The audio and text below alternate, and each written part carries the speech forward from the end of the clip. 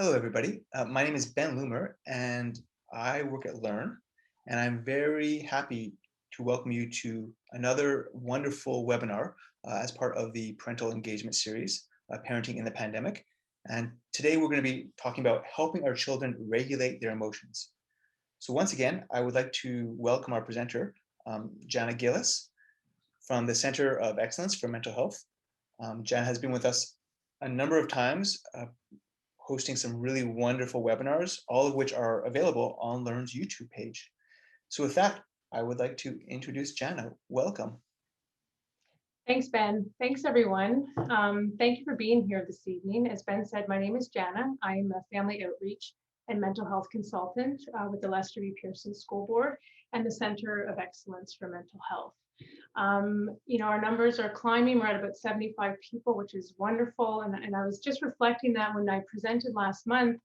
I welcome people on a dark, cold, snowy evening. I think my husband was even shoveling snow. So, this weather has been fantastic. It really kind of brings about a hopeful mood, to this end of winter.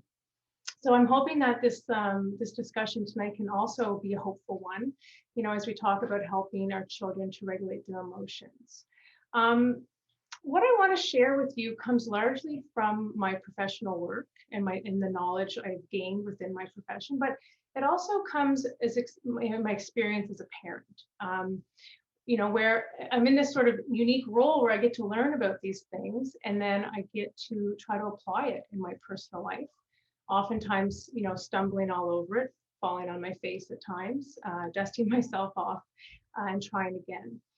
And I think, my professional and my personal experiences have highlighted for me this incredible beauty and this incredible hardship that's wrapped up in being a parent, right? We want the best for our children, and we want to feel good about ourselves and the job that we are doing in raising them.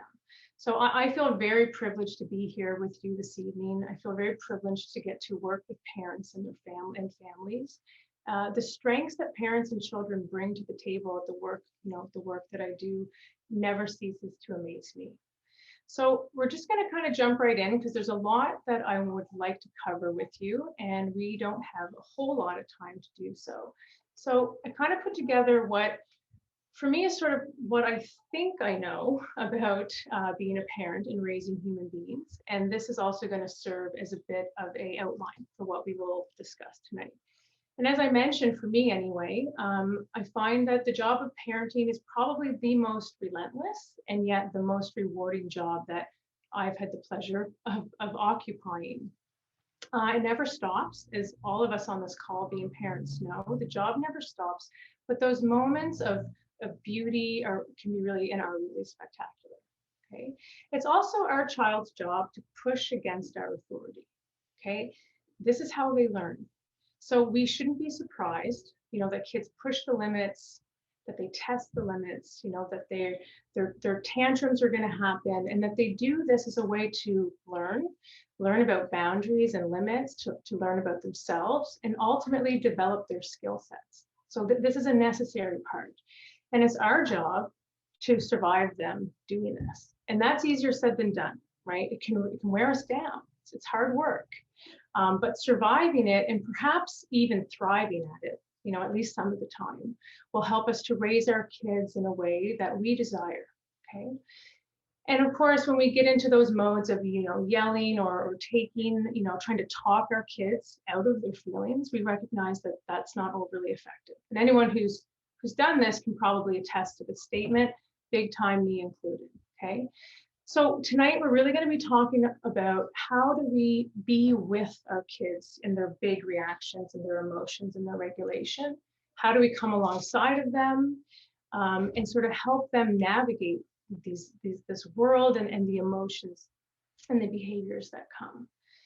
But also weave throughout this is going to be this thread, of our ability to regulate, because that's truly the barometer to everything else we do. Okay, so we're here to talk about our children. But spoiler alert, we're going to also be talking about ourselves and the way that, we come at parenting and the necessity to engage in a regulated way. Because a dysregulated adult can never regulate a dysregulated child. Okay, and those are the words of Bruce Perry, I'm going to share some of his work with you later. I love his work. It's truly changed the way that I work professionally and the way that I parent my own children. And really what he means by this is, someone who's out of control, an adult who's not in control of themselves, trying to regulate a child who's also not in control of themselves is often, a bit of a recipe for a disaster. So we're going to talk about that as the evening goes on. So when we talk about self-regulation, what are we talking about? We're talking about this ability to both understand and manage emotions, okay? And our emotions, our behaviors, and our impulses. So our reactions to these feelings, these big feelings that we can have, and things that are happening, around us. So it includes our ability to regulate reactions and emotions that are like frustration, anger, disappointment, but even excitement and silliness. Okay, being able to calm down after something, is upsetting or difficult, or again, even exciting or surprising, and being able to sort of refocus on a task or a goal at hand. And I mentioned two things. I mentioned the ability to both understand and manage. And those are two elements within self-regulation. Okay, they're not standalones, they complement each other. But this ability to have self-awareness and understanding, right? This is our ability to accurately recognize our emotions, okay, to know that, hey, I have these things, I have these emotions that kind of bubble up inside of me, positive or negative. So they influence my thoughts and my beliefs and my behaviors. Okay, so this ability to know what you're feeling and why. And as children grow, they develop their ability to recognize these things, to gain the vocabulary and the understanding as to why they're feeling the way they are. But coupled with that, sort of the next step with that is our ability to then manage that emotion, right? So it's one thing to know and recognize feelings and label them, and even maybe anticipate them. But how do we then manage those big feelings? Okay, so there's multiple layers to being able to sort of self-regulate, and those are hard skills. They're hard skills for adults to learn. So imagine how difficult it can be for kids. And I'll give you a quick example. I'm just going to go back. I have 3 children, 10, 8, and almost 6. And this made me think of my oldest daughter, who's 10, who's got a pretty great ability to understand her emotions and has an awareness in recognizing them. And when she arrives at the breakfast table at 7 o'clock in the morning, and she's not particularly a warm and fuzzy morning person, and her brother is making what she considers his most annoying noises on the face of the earth, she understands where those emotions are coming from. She can identify them. She knows that they impact her thoughts and her beliefs and her behaviors. But her ability to manage those emotions, right? Her ability to persevere in the face of this challenge and to be able to regulate these feelings to achieve a goal, like having a peaceful breakfast or getting off to school in a good mood, is a bit of another story. Okay, so there's multiple layers to this. Now, children are born with these skills, right? This is something that they don't learn in isolation, but they learn over time. It's something they learn as they mature and they practice with the support of caring adults like us, their parents, okay? And the way we help them to do that, the way that we come alongside, and provide modeling and support through our own regulation is called co-regulation, okay? And if you think about when your children or your child was first born, okay, babies have very little ability, if any, to self-regulate, to self-soothe in the beginning. They develop it with time, okay, but in the beginning, they really need to regulate through us. They rely on us to do so. And how do we do that? We'll think back to when your child was an infant, okay? They express distress, and we use our touch. We get close, we pick them up, we swaddle them, we rock them, we feed them, we meet those physical needs that they have, okay? We use our calming voices. We hold them close like this father is doing in this photo where he's got his face pressed up against him. And this helps to regulate their bodies, their nervous system through our regulated nervous system. So you've actually been teaching your child and your children these skills since the moment that you met them, which I think is pretty interesting when we reflect on.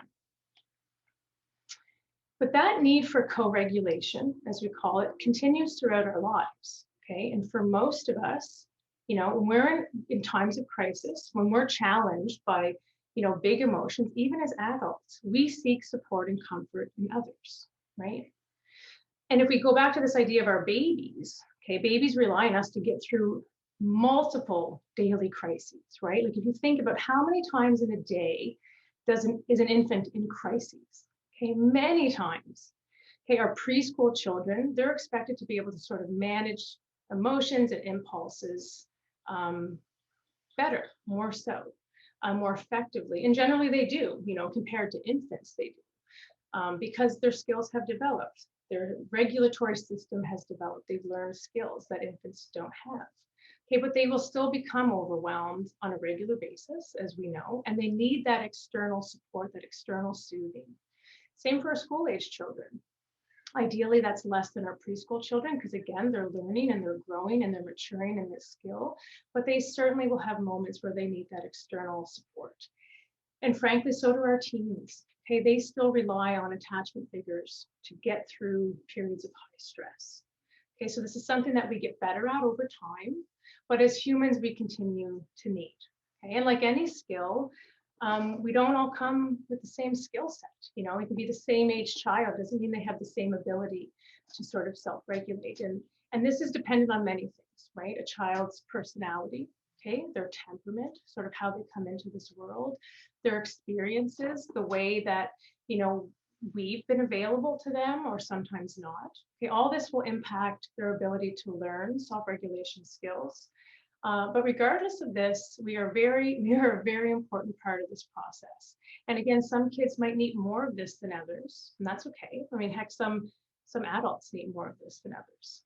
Okay, so the way we do this might look different as our child gets older. Okay, we're not going to swaddle or rock our 11-year-old per se, but the mechanism is quite similar. Okay, and you might be saying, yeah, I'm not so sure about that. I'm not so sure it's so similar. How do I adapt this to my 13-year-old, my 15-year-old, my 7-year-old? They're not babies anymore. It's not so easy. They talk back. They can be mean sometimes. Sometimes they're as big as me. Okay, and all that might be true, but our influence and our role is still super necessary and super important. So how do we survive? And again, like I mentioned before, hopefully thrive through our children's intense needs. Okay, so this is the work of Nanika Kaur, and she is a psychologist in the United States who I came across her work. I really like it. She's from Brooklyn. And she was saying, whether you're helping a baby or you're helping an adolescent cope with big feelings, okay, the behaviors we want to keep in mind are kind of similar, right? This idea that it really is our child's job to resist us, and to assert their autonomy and push back against the boundaries that we try to instill, okay, in order to learn about their own power, where they fit in all of this. And it's a parent's job to survive them doing this in all the forms that it takes. Okay, so when their nervous system is in fight and flight mode, they might be really intense, they might be explosive, they might be overly anxious, or their emotions might be more inward, or they might even get physical. Okay, whatever that big emotion looks like, it's our job in that moment to survive it and keep everybody safe in the meantime. So, yelling, trying to talk them out of their feelings, it isn't effective. I don't use it. And it may actually escalate things. Okay, so what's effective is to be with, okay, to be with their feelings and to be with our own feelings. Staying as calm as we can and resisting that urge to kind of resort to tactics of perhaps retaliation, when we can get big ourselves, or this sense of helplessness that we can feel as parents, when we tend to kind of maybe collapse and throw the towel in that moment. So this is a time where we really want to slow down our own breathing, right? And our heart rate, and take the time to acknowledge that, this is hard, but we'll get through this together. And we're going to talk more about this. Because when you do this, we actually can do this, we're helping our children to learn this for themselves, right? They're modeling it from us. We are their greatest teacher. And it also communicates to them that all of you, the good, the bad, the ugly, the messy, the difficult parts, it's all welcomed here because it's you and I love you and I'm going to accept this and help you with this. I can handle you, right? The message is, you're not too much for me. I've got you, we've got this. And in communicating that there are no conditions on being loved by you. And while at the same time, we are being that stronger, wiser other that our children most desperately need. So how do we actually kind of survive this, right? The Nika Core talks about our need to be the container, okay? We need to be this object of the container, the object being us, the parent. And what a container does, what does a container do? It holds or transports something, okay? So a container is neutral, it's accepting, it doesn't defend, doesn't collapse, doesn't retaliate or judge, okay? It'll hold a moldy tomato or a fresh tomato. It's really no different, okay? And as the container, you, us, as the parent, we're flexible, right? We can follow our child's leads and needs. We can take charge when necessary. We're empathetic, we're strong, we're kind, we're compassionate. We're all of those things in terms of being understanding and respectful towards our kids. And what we're holding, as the container, what we're holding is the ability to tolerate these big feelings and behaviors that come along with our children, as they're growing. So our child's strongly expressed emotions, okay, disappointment, rage, fear, despair, anxiety. Can we give permission for those feelings and behaviors to exist while trying to limit the harm that they cause? So this concept of holding is really part of co-regulation, right? And the calmer our nervous system can be, the calmer our child's nervous system can be. But sometimes the container collapses, okay, or the container retaliates. And please know that in those moments where we may collapse or we may retaliate, that it's okay. It doesn't make us a bad parent, okay? This doesn't make us bad parents when this happens. And that's because we're humans, right? We get triggered.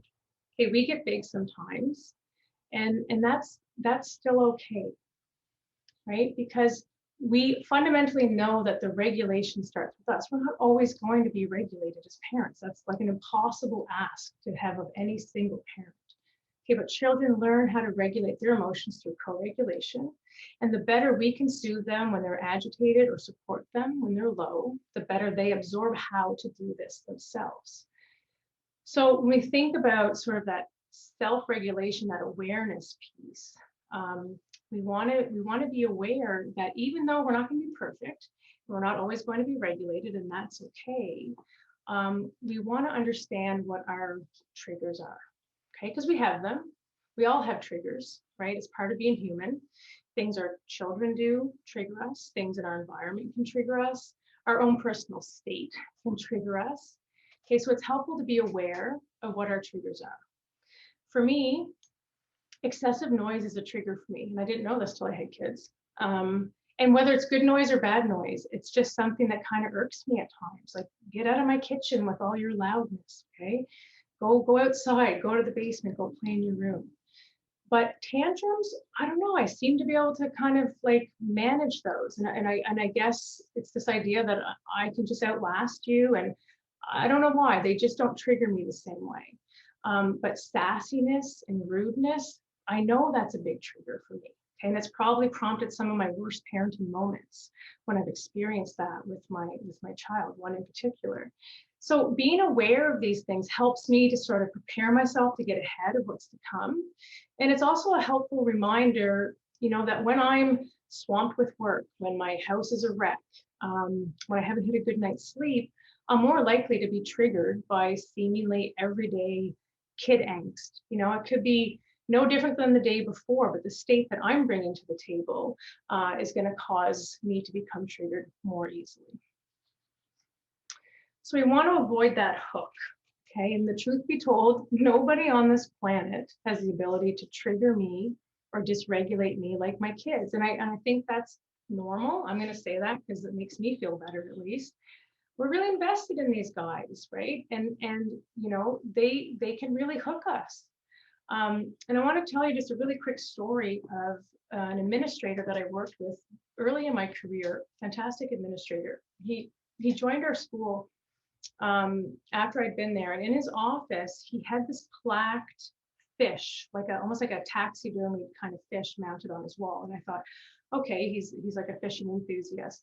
But at our first staff meeting, he took this example and he told this story, this fish story, as a reminder and a symbol to not get hooked, to avoid the hook. And he talked about in the context of education for him as a principal. His mentor taught him, when you've got, you know, an unruly student in your office, you know, avoid the hook. Don't let him get you.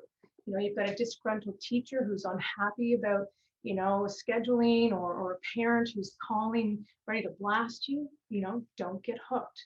Try to avoid the hook. And when you think about it, what do fish do, right? You have a hook, it's got a worm on it, you plunk it in the water and they take the bait, right? Fish is going to take the bait, and then it has a choice. Well, a choice. It has options. The option is to kind of fight like hell, you know, so to retaliate, or to give up and to collapse. Okay, so when we get hooked by our kids, or we get hooked by anyone for that matter, we're no longer fully in control of ourselves. Okay, we've allowed a situation or actions of others to impact us, which often leads to, you know, unhealthy or unpleasant interactions.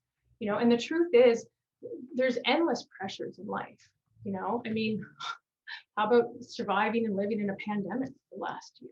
Okay, or, you know, being informed, you know, trying to support your child in their school, or health and financial concerns, or just getting meals on the table and keeping our lives on the right track. Okay, and in the middle of all that is the stress of parenting. You know, who's lost a glove again, and getting informed the night before a project is due that you need materials for this project. Okay, or our siblings just fighting, or kids just being downright belligerent, and we get hooked and the fight starts. So we want to be able to keep that calm. And I think in more peaceful moments, if we're honest, we know that we could handle most parenting challenges better from a state of calm. That's kind of a no-brainer, right? But sometimes our emotions do get the best of us. And sometimes we actually feel entitled, you know, to our fury. And there's really been countless times in my almost 11 years of parenting that the day is done, the house is quiet because everyone's sleeping, okay, and I'm calm, and I can think, oh, Janna, you really made that situation much worse than it needed to be. Okay, that my reaction served to heighten things, right, and not to calm things down. And it's like we lose our ability to sort of think clearly in those moments, and we start to like have our own, you know, adult tantrums in those moments. And again, it's going to happen, but we want to have that awareness around it. Because I once heard this comment that as parents, we control the weather in our homes. And I love that. And I thought, well, I don't know about controlling it, but at least we have a lot of influence over that forecast. Okay. And this rings pretty true in my home. Okay. You know, an unexpected tornado could kind of rip through at any point in time. But I still have influence over how big it gets and how long it lasts. You know, I have the ability to sort of calm that storm down, or encourage it to rage. Okay, so I kind of want to shift gears and talk a little bit about what's happening when that storm is actually raging for us or for our children. What's happening in our brains, in our bodies. So I'm just gonna take a sip of water, and we're gonna talk about what's actually physiologically happening. And actually, I'm gonna stop sharing my screen. It's called flipping your lid. And this is kind of neat to do because this relates to us as adults and to children. There's not a person on this call, I'm sure, who has not flipped their lid at some point in time. And I like this demonstration because it also is something we can do with kids. It's really, they love learning about their brains. And it's very understandable, I think, for them as well. So I'm going to stop sharing just because I'm going to show you with my hand a demonstration of the brain, and it might be easier to see it if you want to go on to speaker view to just get a better look. I know these squares can be little, okay? Okay, so if this is our brain, some of you may have seen this, okay? Imagine my wrist here is my spinal cord, okay? And our spinal cord goes up into our brainstem, okay? And our brainstem is this involuntary, it's responsible for our involuntary responses, okay? Like our heartbeat and our breathing, okay? So this is here, okay? And then connected to this is our limbic system. And this is responsible for emotions and our stress response, okay? And these two areas work together to create a sense of balance, to regulate arousal and emotions. It regulates our fight, flight, and freeze response. And it's also where our alarm system lives, okay? So sometimes we refer to this as our downstairs brain.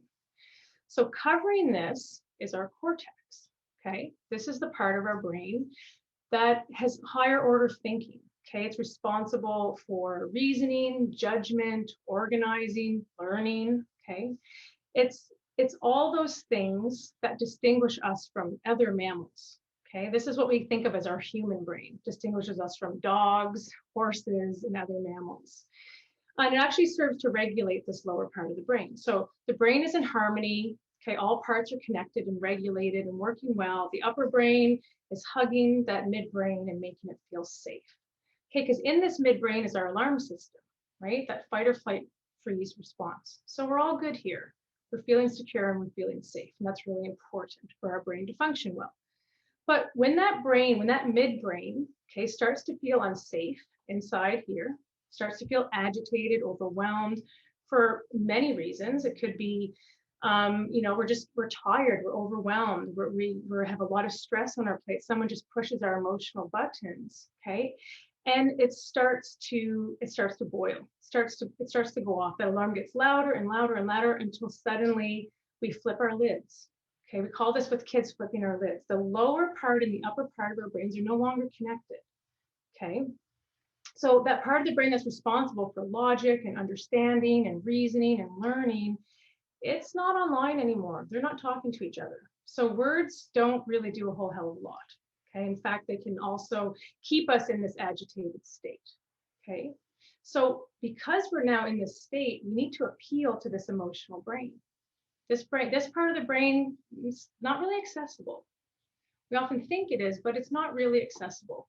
We need to appeal to this state, this emotional state, and get the brain calm enough, okay, that the cortex, the part of us that we really want to have access to with our kids, can come back down and wrap around, okay, and get back to this sort of calm state. And why is it like this? Well, the brain is hierarchical, okay? All information flows from the base of our brain up to our cortex, okay? So in order for us, if something down here, okay, is not in line or we're agitated, we need to appeal to this part of the brain. Okay, this part of the brain needs to be soothed. This part can come down and we can start to learn and to reason and get sort of our child back on track. And I think we can all imagine times or experiences where we ourselves have flipped our lid. I'm just going to go back to sharing the screen so we can keep going with this. Okay. So how do we actually regulate and move forward? So we have an understanding. Hold on, let me move my slide. Okay. We have an understanding of how the brain functions, okay, and what we have access to and what we don't. So how do we help our kids to actually calm themselves down and regulate, and then actually move forward and have some progress? Because our goal isn't just to have them calm down. We want them to learn from these experiences. We want them to grow. We want to be able to teach them and move things forward. So we can do that in a few ways. I want to talk to you. This is Bruce Perry's work. I mentioned him earlier. And as I said before, we engage our brains from the bottom up. Okay, our brains are designed this way. So our interventions, our responses to our children and to people in general need to be designed this way too, from the bottom up. Okay, so the order here is really critical. You don't fare very well, you don't get very far with a child who's super dysregulated. Ever try to reason with a really dysregulated kid? Yeah, of course we have. We all have. Okay, and it doesn't work so well. And there's good reason for that. They're not just thwarting our attempts. Okay, we have to appease the parts of the brain that are in an order that is necessary for them to come back down to a state of calm. So the first thing that we need to do is to regulate the brain, okay? And we do this by helping them calm their nervous system. And only then, and we're really appealing to that brainstem, right? When we're regulating a child, we're appealing to that brainstem, that breathing, the heart rate, all those pieces of our brain that are necessary for us to actually remain calm in our bodies. And until we can do that, okay, once we have done that, then we can start to relate to our child, connect with them, understand, have them feel understood. Okay, and that part's really, really important, to be able to come together and have a child connect to us through this attuned and sensitive relationship. Okay, once they feel that, then we can go into that reasoning part, the teaching, the planning for the, when this might come up next. How do we sort of move forward and come up with a plan that might work? So I'm gonna actually go into these three regulate, relate, reason, the sequence of engagement in a little bit more detail. Okay, so when we're trying to regulate a child, okay, our child, there's something really important we can do, okay, and that's to give space and time. Okay, regulation is necessary to give space and time. And what that can look like is our child regulating themselves. Okay, at this, many of our kids are capable of regulating themselves. They don't necessarily need us in every moment to co-regulate with them, but what they need is space and time. So it can be with an adult or it could be without an adult. If your child is going to invite you to co-regulate with them, then we're going to model that sort of deep breathing, that gentle voice. We might invite a touch, like a hug or a pat on the back. But what we're not doing here, and what we often kind of get wrong, is we're not talking, okay? Offering support through deep breathing or a gentle voice is not saying you need to deep breathe, you need to breathe deeply, you need to calm down. How many people calm down when someone tells them that they need to calm down? They don't. And remember, this part of the brain isn't online anymore. So all that talking, it only serves to keep our child in a more dysregulated state. Okay, so we give them the space and we give them the time, and it might look loud, okay, and it might be kind of hectic, but it's necessary. That's the step one, okay, and we're really appealing to that brainstem. Once they're regulated, and they don't have to be, completely calm. We just need to get them back to a place where we've calmed that fight, flight, freeze response. And then we can move on to connecting. And that's where we're getting to the emotional brain. And this is a step that many of us skip, okay? We think, okay, they're regulated. Now I start teaching, or I start preaching, or I start trying to help them understand my scenario. We can't do that yet because we need to come back and connect, okay? And doing that, there's a lot of work we have to do in this step. We need to sort of think about what's the unmet need behind this dysregulation. Okay, because if we're only staying at the surface with behavior, we're not really understanding and getting to the bottom of what their thinking and feeling is, which is really necessary to connect with someone, right? If you're going to connect with someone, we need to be able to show empathy and be able to come alongside and understand where they're coming from, even if we don't agree. This is not about condoning, bad behavior. It's about trying to almost get into their minds, okay? They're not going to reason with us if they don't feel that they can connect with us, that you understand them, and there's a reciprocal understanding between us. Okay, so we want to relate to that unmet need. Maybe it's about feeling left out. Maybe it's about feeling shame. Maybe it's about getting your feelings hurt. Okay, so beneath that behavior is something. We need to kind of look for that and then listen and validate and label those emotions that are there. Because once we have that connection and the child feels like, okay, you get me, right? Then and only then can we really reason with the child. Because now this has been soothed, right? That limbic brain, that emotional brain has been soothed. So what happens? The cortex comes back down, and they're available. They're available to reflect on their actions, to articulate. Okay, you can start to make a plan about the future challenges with regards to frustration or disappointment or excitement. And this might even be where consequences are necessary. okay? But what ends up happening is sometimes we regulate a child, okay? And then we go right to reasoning, as I said. And without that relate part, most of the time when you try to reason, they become dysregulated again and you're back to basics. You're back to that brainstem. So we can't skip that middle part.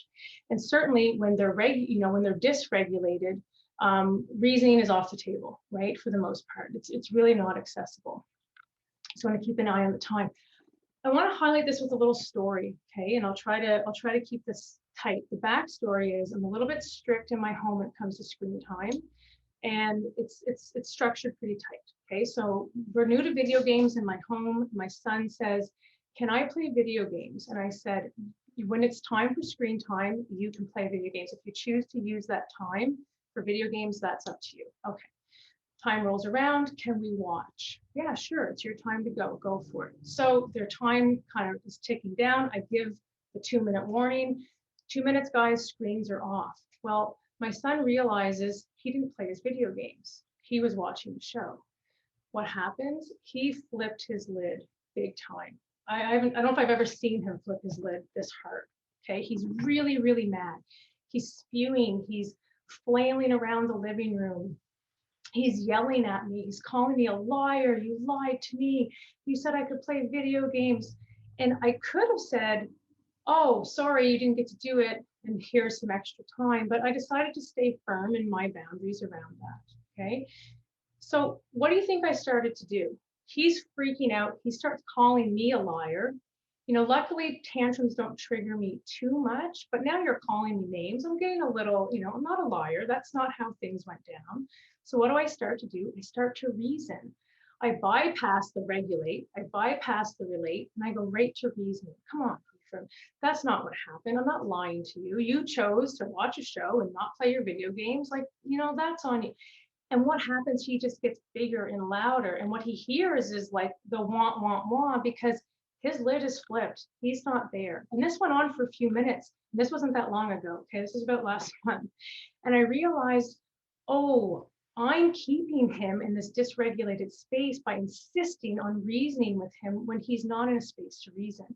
So I actually stepped back and I just left him be. Okay, I offered my physical presence. He didn't want it. He was too mad at me.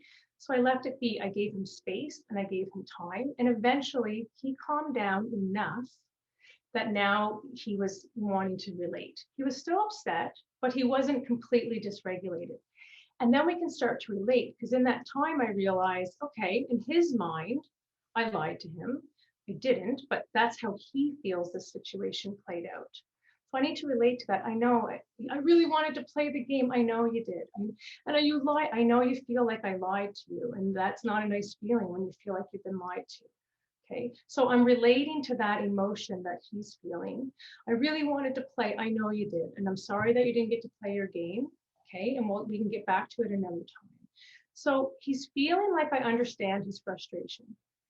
And then we can go on, because now he's calm. Okay, now he's calm, and we can go on to reason and kind of plan for next time. And also talk about the hurtful words that he used at that time and how he might repair that. And what are we going to do when you want to, have your screen time next time? Well, maybe you can remind me that I could do either watch a show or, okay, I could remind you. That's no problem. And maybe we can also find ways for you to remind yourself, because this is a new thing.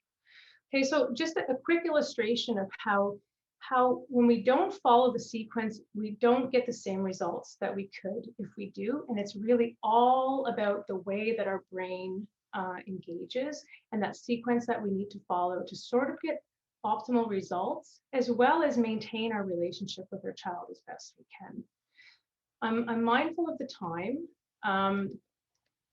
So I think the last thing I want to say is, and it's kind of related. I know I feel like I'm jumping onto something different, but another tool we can use, because after all this fiasco with the video games, I realized, and we talked about being kind and using, the feelings around name calling and what that felt like. But I also felt like I needed to sort of compliment him for being able to calm himself down when I removed myself and allowed that to happen. And sometimes I feel like, for me anyway, I don't do this enough, right? I'm quick to point out the things within my children that are not working, okay? And sometimes they feel like there's a lot, but the truth is there's so many things our kids do well. There's so many things that we can sort of be highlighting and pointing out. And when we compliment, it's not just about throwing a bone at someone. It's nice to get compliments, but it also builds a sense of hope, and it builds a sense of competence, right? This idea that I can do these things, and when I do them, people notice, okay?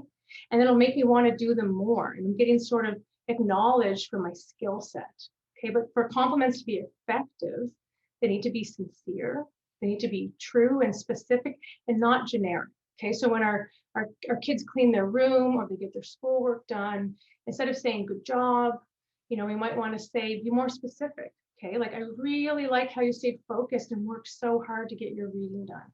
Or I really appreciate how well you've been keeping your room clean these last few days. I appreciate that. And it seems like it makes a difference for you too.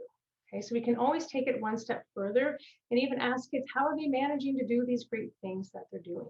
Okay, and by being curious and asking questions, we invite kids to explore the skills that they have and to reinforce these positive moments. So I'm going to end with just something you could reflect on. Okay, this is a reflection activity called Start, Stop, Continue.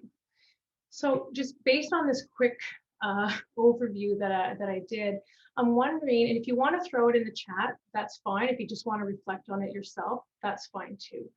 Something that you might like to start doing differently, maybe based on some of the information you heard, something that sort of felt like, oh, that could be interesting and I would like to do that. Also to maybe think about something you'd like to stop doing, something that might not be working so well or is causing some difficulty between you, and your child. And something you'd like to continue to do, something that rang true to you to say like, hey, yeah, I do that and I do that well and that's working, and to continue to do that. So I'll give you a moment to just think about that if you'd like, maybe throw some comments into the chat. And then we have about 15 minutes that we could take questions or comments. Yeah. Thank you, Janna. So I think we should do what Janna suggested and take a moment of reflection about stop, start, and continue. Is that the third? Stop, start, continue. Yeah. Stop, start, continue. Yeah. So let's take a moment. I encourage everyone to write something they'll stop doing, something they will start doing, and something they will continue doing for a few minutes. And then we'll take some questions. I do encourage you to write questions in the chat, and I will ask Janna.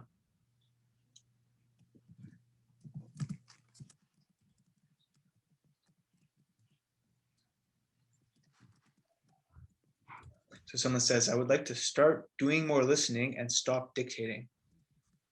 Mm-hmm.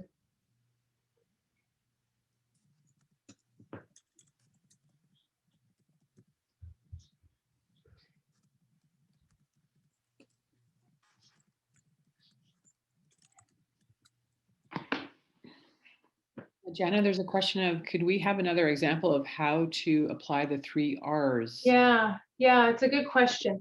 Okay, let me think about that really quickly. I mean, honestly, it's kind of anything, right? Think about a time when your child gets dysregulated, okay? If we can just stop ourselves and say, we need to allow them to regulate before we move forward, okay? I know this is time consuming, potentially, when you're rushing at the door to work, right? Taking the time for your child to kind of regulate can be challenging, but let me think of an example. Okay, the weather's really nice right now, right? I'm having a hard time getting my kids to come in from outside. Okay, so my daughter wants that extra bike ride, but it's bedtime. And I'm going to stick firm to that. She's going to flip her lid, okay? And she's going to lose her little mind about that. So what I'm going to do is I'm going to let her do that. Okay, I think sometimes we're quick to try to stop the tantrum or stop the outburst. Again, if it's a situation where someone is going to get hurt or hurt themselves, hurt somebody else, we need to intervene. Otherwise, by letting them regulate on their own, or as I said, come in close to allow that regulation, that co-regulation happening, they're learning so many skills They're learning so much about themselves and realizing that they can handle big emotions and things will still be okay. And hey, look, my mom or my dad, they're right there. They're supporting me. Okay. They're not judging me. They're not yelling at me. They're just letting me be and they're letting me figure this part out. Okay. And then we want to reason. Sorry, we want to relate. We don't want to reason. When we go to reasoning, we end up getting back into the dysregulation because they don't feel understood. Okay. So I appreciate when she's calmed down just enough. I know you really wanted to do that bike ride. Yeah, I really did. I really wanted to bike. It's not fair. I know it. I know it doesn't feel fair. I know how much you love biking. It's so great and the weather's awesome. And so we're really letting them know, like, I get why you're upset. I understand what's driving that behavior underneath. Okay. And then they're gonna trust that we get them and that we're actually an ally right now. Okay. And when we have that, we can then move into that reasoning piece, right? But we know bedtime is at 7:30. So we have to stop biking by this time, right? And if we're going to pitch fits like this, when you ask to bike after supper, you might not be able to bike after supper. That's when you get to reaffirm your boundaries and stick to your guns. And they will receive it much better than we try to do that when they're tantruming, or we try to do that before we've connected with them. Thank you, Janna. So I have a few questions here that I'm gonna pose. The first question is, how much time do you allow for self-regulation before you attempt to connect? Is it dependent on the age or the size/intensity of the blow up? That's a good question. My experience with that is a lot to do with size of the blow up, certainly age as well. There's no hard and fast about that. What I've experienced is, again, a situation where a child's really dysregulated. Remember, this is happening at like bedtime, right? Kids are more dysregulated because they're tired, right? So we don't want to be disciplining tiredness. Okay, so sometimes it's harder for a child to regulate themselves for different circumstances. Maybe the challenge is really big and it's just something that's really hard to get a grasp on, or they're actually, it's not that big, but man, they're so tired that, you know, they're kind of going bonkers because they're exhausted. So I've had moments where they're not calming down, okay, and I go and I do the co-regulation piece, and that might look like sitting next to them on the bed. Again, this is not a time to be talking and reasoning. It might be a time to just reach out. Will they allow you to touch them? Will they allow you to get close? Maybe your shoulders rub. Will they allow you to take your hand? Okay, and it's amazing to me how many times a child is freaking out and just me, my proximity to them regulates their body because I'm regulated. Okay, I'm breathing, I'm calm, I'm saying I'm here for you, and they're able to sort of come along with that. But really, until a child can regulate, which they will, you know, no child stays dysregulated forever, okay? It might happen frequently, but once they're able to regulate, and they don't have to be perfectly calm, but regulated enough that we can then try to help to understand and help them convey to them that I understand why this is so hard for you. Thanks, Janna. We have another question here from somebody with a teenager, and they ask, how do you soothe or support a teenager when they shut themselves in their room and don't want to talk to you, much less tolerate a hug? So any advice on teenagers in that? Yeah, that's a tough one because it, you know, their needs are different, and depending on how things have been sort of unfolding in the past, these patterns might be kind of weird, or they might reject that. So, you know, I think the biggest thing is not to be intrusive. You know, we want to be giving our teens space, because imposing ourselves is never going to really be that effective. Okay, and eventually they calm down too. Okay, they might not want to relate at some moment. They might be, you know, calm but still kind of stewing, and they don't want us to come close. They're keeping us at arm's length. Okay, and that might be necessary for the time being. You know, I would suggest trying to find a time, maybe it's even not that day, maybe it's the next day, you know, where you can just relate and connect in some fashion. Maybe it's not even around this outburst. Maybe that's too triggering, or that's too tricky, or that's going to send your relationship back into this tizzy. But you find some way when they're calm and they're regulated to find ways to try to connect with them at some level that shows them that I'm interested, I care. I want to hear what you have to say. And again, it might not even be about this issue with teens. Maybe we need to just build up that ability to just connect and spend time when they're not just dysregulated, just find time connecting so that when that does arise and happen, we might be able to be that safe place again where they will turn and come to us and allow this sort of dance to happen. Thanks, Janna. And just to note that this webinar is scheduled to go from 7 to 8, but Janna mentioned that she's available to stick around a bit after 8 o'clock as well. So just to say that lots of questions are coming in, so we won't be ending right at 8 o'clock. That's okay still, Janna? Yeah, that's fine. Perfect. So this is a question for a child who's 6 years old with ADHD and SPD.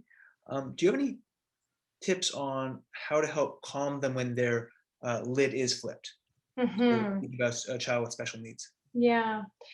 Well, I really feel like the process is very similar. And for the person who wrote that question, you really do know your child best. What helps to calm them down, and what do we need to be doing in that moment to help facilitate that? Is it about giving space? Is it about giving space to a point where we then, use our own selves to do some of that co-regulation? It's about meeting that child where they're at, and being attuned to what they need in that moment. This is not a perfect recipe. Okay. It's not always going to sort of, knock the ball out of the park with this. But again, I think it goes back to giving that time for a child to regulate and really trying to explore what helps them to do so.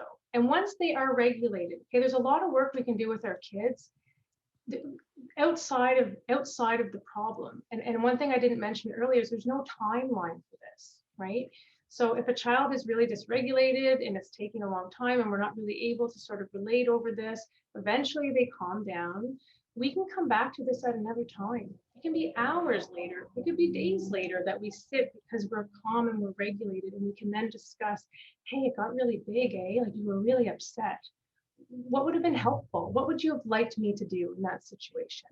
So, don't be shy to use our kids as the resource too. They can tell us all sorts of things in terms of what they need and what would be helpful. Great, thank you. Another question is, I was wondering, what is the best thing to do when your child beats you when he is mad? So a child that physically acts out in that way. Yeah, that's really tough, because this is, when our child is at a point where they're getting physically aggressive with us, obviously that's something we don't want to have happen. And it's a sign of how dysregulated they are, I think you really have to do your best to sort of protect your child and yourself in that moment. They may need to, unfortunately, they may need to have some kind of, physical removal of a situation, and they may need some time to really cool off on their own. That sounds like it gets really big, but again, for me, the work needs to be done outside of that moment.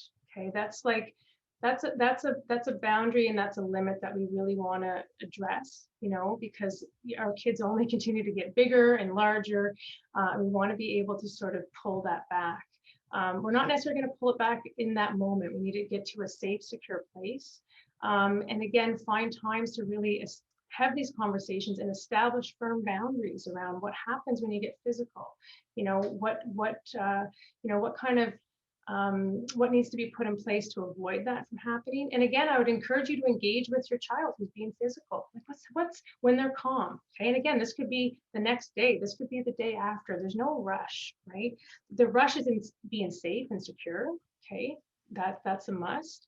But after that, take our time to explore it. Ask them, he got really big. What was up with that? Don't ask the why questions. Okay, why questions are traps for us and our kids. You ask a kid why, what do they say? I don't know. Okay, and oftentimes they actually don't know. Remember that hijacking of the brain? Okay, they don't know why. It's just too big for them. Okay, so avoid the why questions.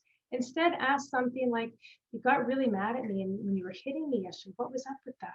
When you say what is up with that, you're inviting a child to explain their side. Why is a defensive question? When you ask somebody why, it puts you on the defensive, right? Even as adults. So what's up with that? we need to try to understand what's going on from this child's perspective. What's making them so angry? Is it something we're contributing to that we need to shift in our parenting? Is it something about, the boundaries and rules we put in place? And really to try to work on that outside of the issue and try to get their insight into it as well. Thank you.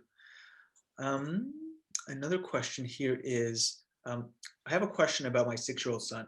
He can't tolerate losing a game, like a board game, and when we're playing together or if we're playing soccer. He wants to quit the game the second it looks like he isn't going to win. He says, I don't want to play anymore, and it's hard to get him to continue. I'm not sure what to do. Yeah, that's a tricky one.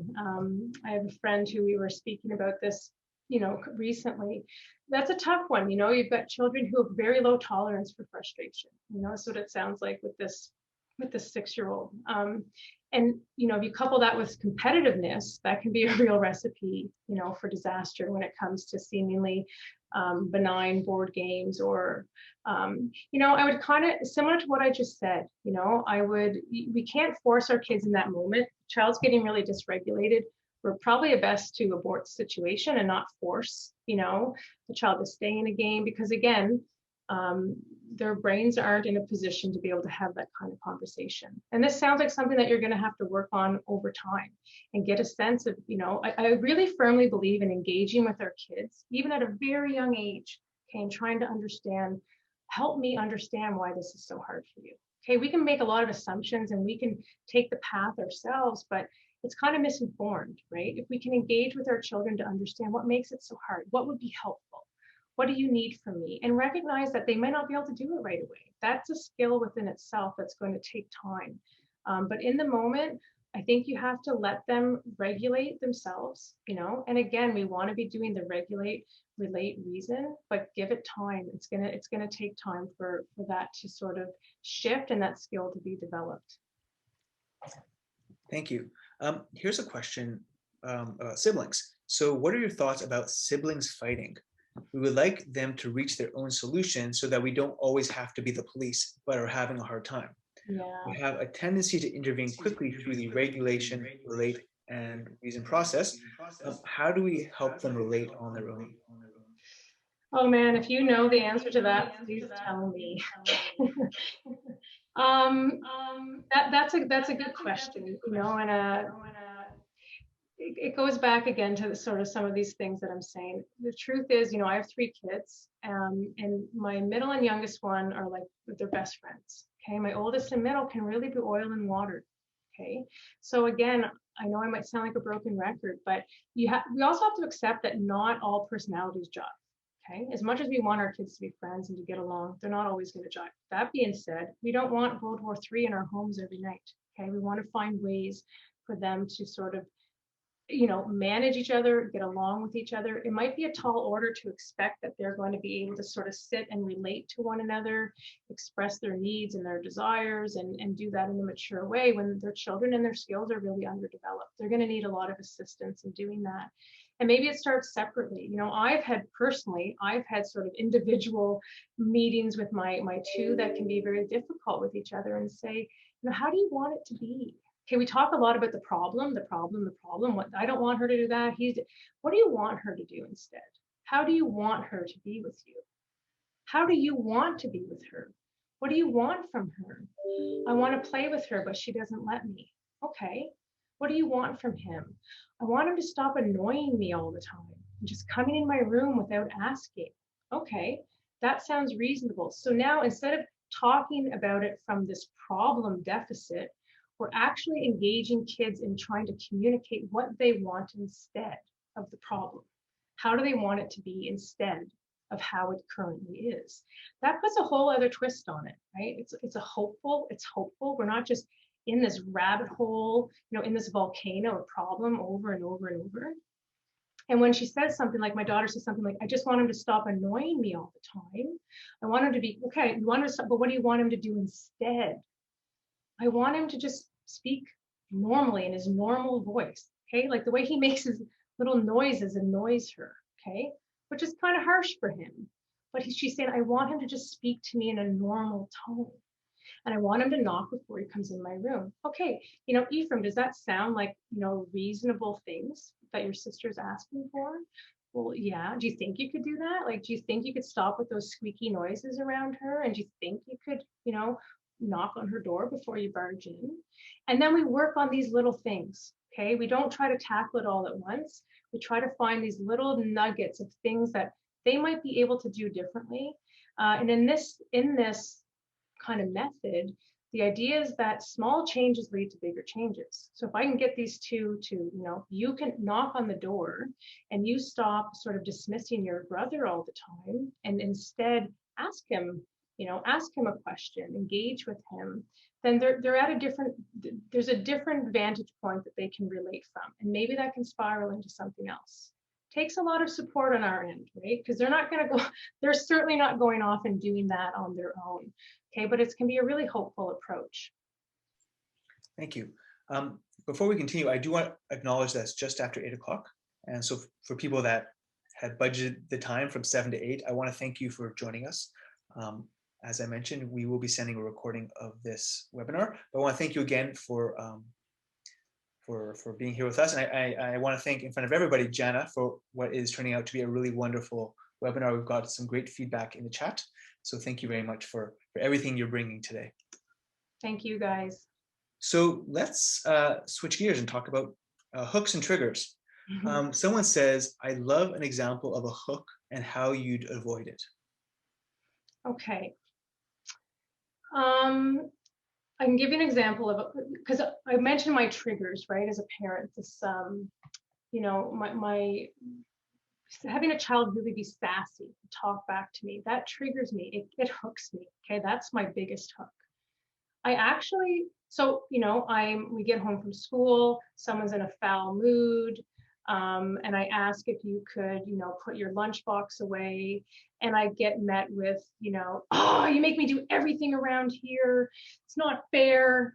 I wish, blah, blah, and it's loud and it's sharp and it's snappy. Okay. And it hooks me. What I do, I think Ben was the question, how do we avoid that? How do we avoid that hook? How do we avoid a hook? Honestly, I have to do a lot of self-talk. Okay. I have to say to myself, she's 10. You're bigger, you're stronger, you're wiser. Just don't get hooked. Sometimes I actually say, and I've taught my kids this because my son the other day got really hooked by a sister. I said, oh, you got hooked. She hooked you. Why'd you let her hook you like that? Well, I know, but you got hooked. I get hooked too. So I have to remind myself, don't get hooked. Okay. I have to give myself that mantra. The other thing, I was going to include this in the presentation, but I didn't have time. It's called soft eyes, angry eyes. Okay, and I learned this at a conference by a woman named Grace Dearborn. She's a teacher, fabulous, fabulous teacher.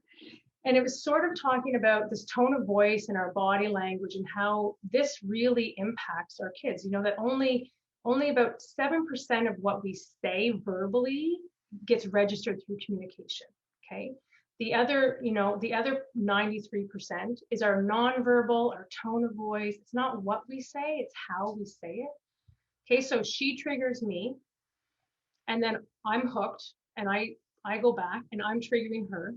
So now we're doing this, like we're both just triggering each other, and it's going nowhere, and it's ridiculous. And Grace taught us about this concept of soft eyes, angry eyes. Okay, and it's actually, and try this later, like actually try it in front of a mirror, or if you want to do it on the screen right now, you're all muted, it's fine. It's impossible, essentially, to get angry and use a tone of voice, okay, and keep our eyes soft. It's almost impossible. And she had us do this in a conference room, okay, with strangers. We just sit, this is pre-COVID times, obviously, face to face, and try to, in this case, it was an educational conference. It was like, put on your best teacher voice. And for me, it was my mom voice, and challenged us to respond in a tone of sort of anger or, feeling agitated, but keep our eyes soft while we do it. It's really very difficult. So there's times when my daughter starts to spew, and I will say to myself, soft eyes, because when I say soft eyes, okay, what comes out of my mouth, if I really focus on keeping them, and really honestly, you try to really focus on keeping the muscles around your eyes and on your forehead soft, I can't get mad at Ben and keep my eyes soft. It's impossible. Okay, but that's what our kids pick up on. So I will say that to myself. Is my son called me back downstairs for the 5th time yesterday, and I'm so tired. I just want to go to bed. As I'm wanting to storm down the stairs, to be like, what now? I'm like, okay, soft eyes, soft eyes. So when my eyes are soft, I say, what now? What now? Okay, it's not, and it works wonders. We just have to remind ourselves to do it. We just have to be able to engage in the self-talk, and that's part of that awareness around our triggers, and around the things that kind of grind our gears, and just being mindful, trying to be in the moment. So, speaking of triggers, and I'm listening and hearing and wondering how what you said relates to this next question, which is, would you have any tips on helping our kids to be mindful of how to communicate as opposed to whining? I realize this is a huge trigger and it can escalate quite quickly. Yeah, the whining, right? That's and just to say, I also see this as the parent being reflective that their trigger is the whining. Yes. Thank you, Ben. That's helpful in me getting started with this. Absolutely, right? There's a reason our kids are whining, right? So part of our job is to figure out, what are they whining about? Like, what is that sort of unmet need for them that results to whininess? Okay. The worst thing we can do is get dysregulated when our kids are whining. As I mentioned at the beginning, a dysregulated adult does not regulate a dysregulated child.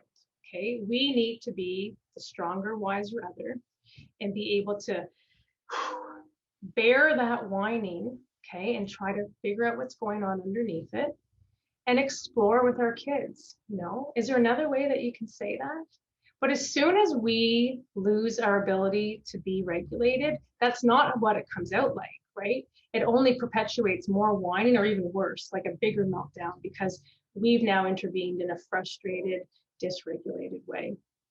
And again, if this is a habit that our kids are in, where that's sort of been their mode of communicating, then it's something that we might need to that might become our focus, and again, going back to having some honest conversations with your child, how do you want me to hear you? What do you want to say? So let's practice when they are not whining, okay? And again, when they're not, because your kids don't whine all the time, okay? Even though it feels like it sometimes. No child whines all the time, 24 hours a day, 7 days a week. So when your child is not whining, let them know, hey, I really liked how you said, it goes back to that compliments. And that's where compliments aren't just this fluffy thing that we throw. It's actually a tool that we can use to say, I noticed that you're speaking in your big boy voice to me. I noticed that you're speaking in your big girl voice to me. How did you manage to do that right now? And be excited, be curious about it. And then they're going to tell you, well, I felt good right now. Okay, great. That's awesome. And we want to just keep reinforcing that, and recognizing those moments when they're not, because they're not always whining. And to recognize in ourselves that, those moments probably, as Ben said, can be a real trigger for us, and understandably so. Thank you. Here's a question. How do you relate to a child, or how should one relate to a child who is consistently saying that they hate school and who is not triggered, but will avoid anything to do with school or schoolwork? Who is not triggered, you said? Correct. So they're in a calm state saying that they hate school. They hate school and will avoid anything to do school or schoolwork. Yeah, I think that takes some exploring, I would first compliment that, for someone who has such strong emotions, you're really good at expressing yourself, in a way that I can understand. And I would want more information. Tell me more. Again, the curious stance that we can take with our kids is really helpful, because it helps them to be able to unpack their feelings and their emotions. And it gives us a lot of insight as to what's really going on. When you say that, just that statement, and I obviously don't know the context here, I'm curious to know not why. Okay, remember, why can be this trap kind of question, or it can get people on the defensive. I noticed that you said that many times, what's up with that? What's going on at school? You want to tell me more about that? And we want to sort of dig in, and we might be surprised at what we find. You know, sometimes we make a lot of assumptions, and they're just not always correct. You know, when we ask the right questions, it can unearth information that's going to help guide us as to what to do about that. That's an unfortunate situation. You have a child who's saying, I really don't like school and I'm not engaging in my schoolwork. Well, there's a reason behind that. Okay. It's in our nature. It's in our human nature to want to do well, and to want to succeed and please. And that's part of human nature. To, you know, we all have a various spectrum into which we fall into that. So there's something getting in the way. And I would encourage you to, you know, sort of come alongside and spend some time, you know, really relating with your child to figure out what's up with that. Thank you. Here's a question. Is emotional regulation taught in class, and which subject and how? And is it only taught in elementary? That's a good question. And if I would have had more time, I've sort of done a similar presentation to this, and I spent a lot of time actually talking about what we are doing in schools. We do. We call it social emotional learning. And it's really a way that we look at these various skills, because these are all skills, you know, sort of that what I talked about tonight was that sort of self-management, self-regulation, okay, that piece, that awareness piece. But there's also the skills of sort of, you know, building relationships and being aware of other people and their needs around us. You know, in schools, there is a really big push in our schools to incorporate social emotional learning. So this type of, you know, when we were kids, maybe we called it character development or moral development, but not just to do it as an aside, you know, as something to add on, but ways that we embed this within our daily practice with kids. And there's some really neat things happening in schools that, you know, are helping kids to tap into this and doing it in a way that we're also reading and writing and creating and being critical thinkers while we're tapping into these skills. An example I can give you is a lot of teachers I work with have classroom meetings. Okay, I mean, this was unheard of when I was in school, but where we really try to create this community within our classroom where we can come together and share our goods or bads, build this sense of community. It's also a place where we bring to the table needs to problem solve. So let's say there's an issue outside. Let's say a common one might be, you know, an issue on the soccer field.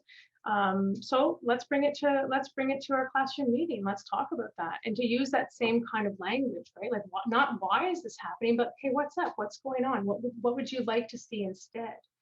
If you had the best recess ever at soccer, what would that look like, right? What do we need to do? What are part of the recipes of literature that we're reading? We're then siphoning that off, those topics and those characters, and exploring that within the context of our own schools, our own personal lives, you know, or our immediate sort of world. So there's really lots of awesome things that are happening in our schools with regards to this, in regards to social emotional learning. I'm glad this person brought it up, because you know, it really needs to be happening simultaneously, right? Our children don't go to school in isolation or live at home in isolation. They're part of this whole community of our immediate family, our larger community, our school community. Thanks. So we're getting close to the end of our questions. Here's one. The question is how to respond when a child continuously says sorry and wants everything to be better right away without causing them to dysregulate again. So just so I'm clear, the idea that they want to keep the peace so that they don't dysregulate? My understanding is the child says sorry as a way, you know, I'm not 100% sure, but my interpretation is the child is always just sort of saying sorry, sorry, sorry, and wanting everything to be better right away. And then maybe without causing them to dysregulate again. So maybe they just, I'm interpreting, the child might apologize for having dysregulated, having strong emotions, and yeah, so I could answer that maybe in two ways. So, you know, if a child's always apologizing for their behavior, if that's okay, I'm going to take this from two different angles, because it could be two different things. If this is a child who's feeling a lot of shame, perhaps around their behavior, okay, or feeling like, you know, insecure or you know, not good about themselves because of the way that they act, and that's what's causing them to have excessive amounts of sorry. Yeah. You know, I think I would want this child to know that it's okay to be dysregulated. I mean, maybe we use words like it's okay to sometimes lose your cool. Um, it happens. But my bigger question would be like, what do we need to do? What would be helpful for you to maybe not have that happen so much? And maybe they need that reassurance that even when they get big, when they get big and they get loud, that I can handle this. Okay, I'm your mom or I'm your dad. Okay, I got this. Maybe it even scares them a little bit for them to get so dysregulated and so big. And they might need our help to say, I got you. Okay, there's nothing you can do that will make me not love you. Okay, I can handle this. But my bigger concern is trying to help you to not have to feel this way all the time. So I would sort of take it from that angle. Thank you. Here's a question that says, could you please give me more examples on the first R, the regulate? Mhm. How can we do it? So someone's looking for some more Yeah. concrete examples. Well, a lot of it is you're not doing anything, right? If we're allowing a child to self-regulate, okay, if I gave the example of my son, who I realized like I'm not regulating him because he doesn't want me to. He's really mad. It's about time and space. Okay. I think sometimes we're programmed that like if our child has a tantrum or they're freaking out, we need to stop it. We need to, as my grandmother said, we need to put a cork in that. And I'm suggesting that we don't actually. Okay. We can let kids find their own way of regulating. Okay. If that's going on for too long, and that's happened, okay, I've certainly had those moments where, okay, this is starting to be a lot. I don't think she's going to regulate on her own very well. I'm using my physical presence to do so. I'm not using words, okay? I'm not using rationalizing, I'm not reasoning, I'm not trying to convince, I'm not trying to do any of that. That will only keep them dysregulated. I'm going to come alongside. I'll give you an example. My child's on her bedroom floor, okay? With her knees up and her hands in her knees, and she's still crying. I might just get down on the floor and sit next to her. I'm not going to say anything. I'm just going to sit next to her. And I might even sort of exaggerate my deep breathing. I'm not telling her you need to calm down, you need to breathe. I'm not doing any of that. My own presence, my own co-regulation is going to regulate her body or help her to regulate her body. So I'm going to be there. And I'm telling you, more often than not, they slowly start to calm down. They slowly start to come back. And if your goal is to help them to regulate, those are your two options, right? Allow them to do it themselves or be present with our own regulated bodies, okay, to model that and to show that it's safe, and I'm here and this is big and hard, but you're not alone. Sometimes just knowing they're not alone. It's amazing how, or at one point too, I might say, can I give you a hug? And then when she opens up and allows me, okay, I know that we're ready to relate now, because that action of opening up and accepting an embrace is her regulating herself and being regulated enough to go on to that next stage of relating. Thank you. This is a question that says, thoughts on a child who does not want to take any responsibility for actions that take place when in a dysregulated state. Mm-hmm. Yeah, I have a child like that who it's hard. When they're in a dysregulated state, don't expect them to take any responsibility. Okay, so if that's like a line for you that we can't move on until you have sort of owned up for your transgressions, that might be really hard. Again, I would go back to giving it time. If your goal is to make headway, then choose your timing wisely, right? Not in that moment. And maybe you even need to just relate right now. You regulate them and then you help to relate. I know that seemed really frustrating. I know you felt really slighted when that happened. I can see that it really, really bothered you. Maybe we can't go to the reasoning right now. And not because their brain isn't in a place to do it. It might be more to do with sort of, that's just a really difficult skill for your child, is to take responsibility. Maybe they can reason on other things in that moment, but maybe not that. Okay, so you want to pick your timing. And it sounds again like a skill that needs to be worked on over time. and to ask some of those questions. It was kind of clear that you may have had a role to play in that. What's up with that? And be patient. It's hard. It's hard for kids to admit fault at times, because maybe it's also about what's going to happen when I do. Maybe again, we have to also think about what's driving that emotion, what's driving that need to sort of like keep themselves at arm's length. Is it a sense of shame? Is it a sense of guilt that's just really heavy for them to hold? Okay, and maybe eventually that might be something that, if you think that could be what's driving it, that we touch on that at some point. It's okay to not always get it right. It's okay to make mistakes. It's what we do after it that can be the most impactful. Thank you, Janna. So that's about it for all the questions that we've received. I again do want to thank everybody for joining us.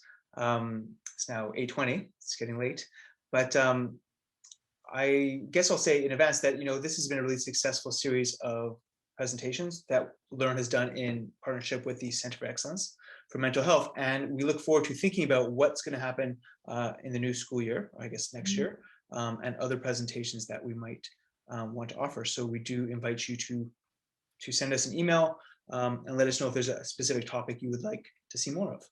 So with that, Janna, I'll leave you with any last words.